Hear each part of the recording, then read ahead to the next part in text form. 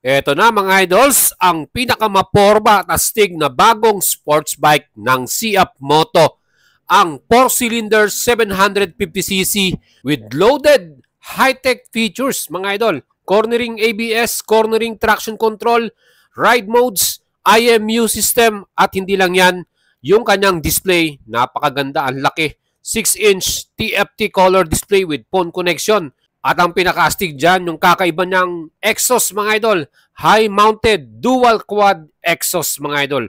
At napaka-forma ng kanyang triple spoke rim design sa hulian mga idol. Ano?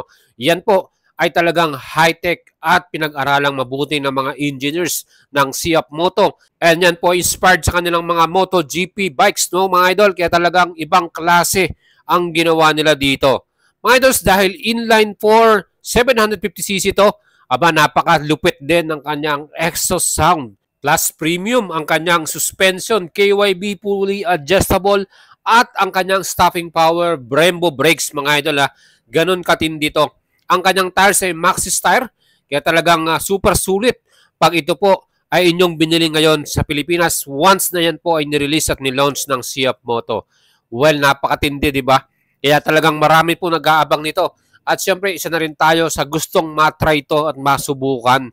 And this all-new engine by Siap Moto, yan po ay inline 4. Bagong design nila yan mga idols. At hindi lang yan, yan po napakaganda na acceleration. 3.5 seconds lang, meron ka ng 0 to 100 km per hour. At ang kanyang top speed na average 230 km per hour naman. Well, sa mga idols po natin na nakasubok na ng 675 SRR, yan po ay triple cylinder 675cc na loaded din sa tech features. Aba, eto namang 750cc, hindi sila nagkakalayo mga idols. Ano, pareho ng kanilang style at design. Pero ang kagandahan dyan, in-improve masyado ng Siap Moto tong 750. Makita nyo yung kanyang winglet. Yan po ay GP style. Meaning galing sa design na yan from Grand Prix mismo. At ang kagandahan dyan, Brembo na ang kanyang caliper or yung kanilang ginamit na braking system. Kung titignan mo sa ating 675, yan po ay J1 caliper. Another subsidiary din ng Brembo. At ang kanyang tangke para sa 750cc, mas maliit siya. Parang mas malaki at mas malapad tong 675 natin. At sa atin namang bagong model, ang kanyang ginawang design, halos katulad ng 450SR. Besting din yung ating 750cc ay meron ng equipped na steering damper, 20-step adjustable yan. Mas maganda yan pag lalo ng high speed, mas stable ang ating ride mga idol. Ano?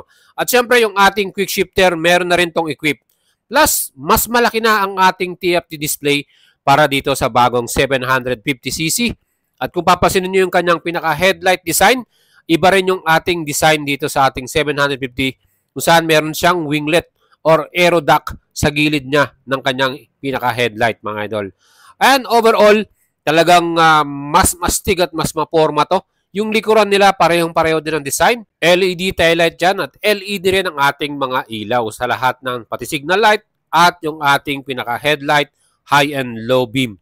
Again, mas in-enhance pa nila yan dahil meron din tong cornering lights, especially pag nagkaka-cornering tayo sa isang ride natin. Ano, yan po, mas maganda yung ilaw natin dito. And mga idol, bibigyan ko kayo ng ating pinaka-price nitong ating 675, 438,900 ang SRP nito.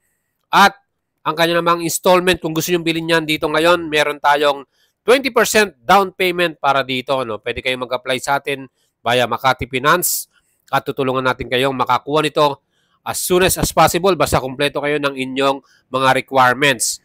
So ang ating pong all-in down payment dito, 20% is 117,971 at 3 years to pay 13,440 pesos at 4 years naman 11,394. Yan po ang ating installment para sa 675SR. Available ang ating color white at color black dito. No? And syempre kung gusto mo ng mas malakas na engine at mas magandang exhaust sound, perfect itong 675SRR natin mga idol. At syempre itong ating bagong model na 750, ang tanong, magkano ba magiging presyo dito? Well, kung 438,900 ang 675 SRR, again, pwede na dagdagan natin yan ng mga 50,000 or 60,000. Pwedeng umabot ng 500K or less 500 ang ating bagong 750 SRR. Kasi mas high-tech to eh.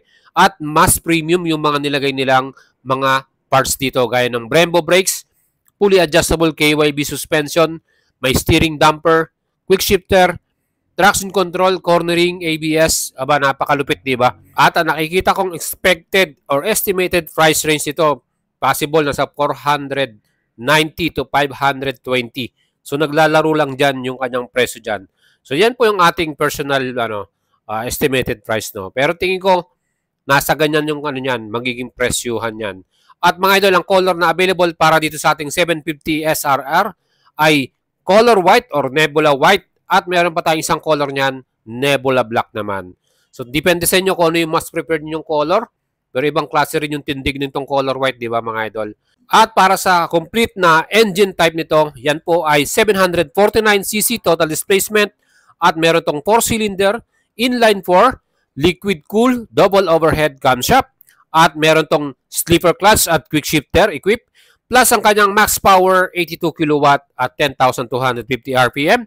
At maximum torque naman, 80 Newton meters at 9,000 RPM. 12.3/1 naman ang compression ratio nito mga idol. At syempre, meron tayong exhaust type na double-sided high position quad exhaust. Ganun katindi yan mga idol. Plus, ang biggest improvement ito yung bagong TFT display nito na mas malaki na mga idol. 6.2 inch ang kanyang full color TFT display na nag-o-offer ng mas malaking screen at mas clear resolution. O, di ba mga idol, ang tindi? Well, meron din siyang 3-in-1 electronic lock at 4-way unlocking. So, pwede mong gamitin yan via password, NFC, Bluetooth, or yung app ng Siap Moto, mga idol. Ganun katindi yan. Well, dagdag forma din itong kanilang bagong side winglet, Ibang klase. MotoGP yung kanyang style. Ang premium din ang kanyang front suspension, 43mm upside down forks, KYB yung brand, adjustable preload at rebound. Ang ating likuran naman, monoshock din, KYB, na may preload and rebound adjustable. Ang kagandahan din, Brembo yung ating front brake, 320mm, 4-piston, at sa likod din, 240mm. At itong kanyang pinaka-alloy rims, 3-spoke design sa likuran. Grabe yan mga idol, for stability at mas magandang performance. Yung upuan natin, 2-seater, pwede rin tayo magsama ng passenger at maganda rin yung nilagay nilang seat cover dito. Ibang klase mga idol. Very sporty rin yung pinaka-passenger side mga idol, at manipis yung pinakaupuan niya dyan. Yan lang yung nakikita ko. Medyo struggle ka dyan pagka nakaupo ka dyan. Lalo kung tumatakbo ka ng 200 km. Dahil sobrang bilis nito mga idol. Pero meron naman siyang upuan para sa ating passenger or back rides. Ang forma talaga ng pinaka-quad exhaust siya, pinaka-apat na exhaust niya. At mga idol, meron tong palang fuel capacity na 17 liters. At ang kanyang total weight naman ay 213 kilograms. Ganon kabigat dyan. Lightweight na para sa kanyang category, di ba? At ang kanyang minimum ground clearance, 140mm.